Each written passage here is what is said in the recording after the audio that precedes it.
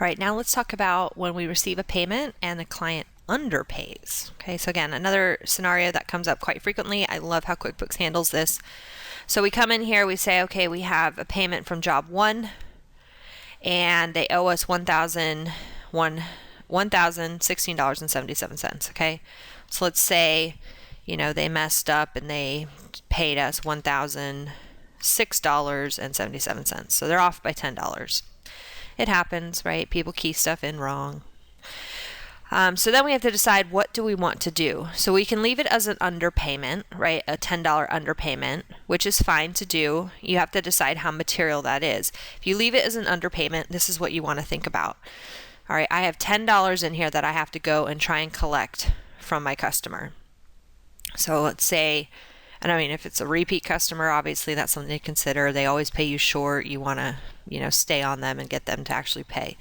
But again, for $10, how much are you going to pay your team, your staff, your whatever it is to go and try and collect that money?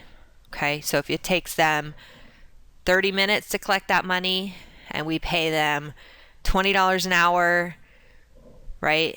You're basically breaking even on trying to collect that $10. And I know it's the principle of the thing and you don't want to let it go, but sometimes you just have to think about it that way. If the other thing to think about is, right, trying to collect it in the future, if they keep on adding up, sometimes you want to leave it in there and then you can choose to write it off maybe at a future date. So you see, okay, in total this year, they short paid us $20. I can let it go. All right, so that's one way. So we leave this as an underpayment, which means that they'll still have an outstanding AR balance of $10. The other way is that we can choose to write it off at the time that we're receiving the payment. So if we say, you know what, it's not worth it, I just want to be done with this customer, then let me go ahead and expand this. We say write off this extra amount, and then we can say save and new.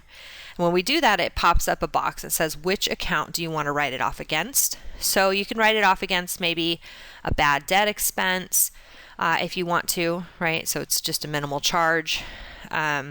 In this case, it had finance charges, so maybe I want to write it off against the finance charge account. So basically, you just choose an account in here. I don't have bad debt, so let me just set it up real quick. Bad debt is an expense. And then you can also choose the class if you do class tracking. Now, once I choose an account on here, right, bad debt, it'll remember next time so that I don't have to choose it every single time. Like, hey, whenever you write these off, you usually choose bad debt.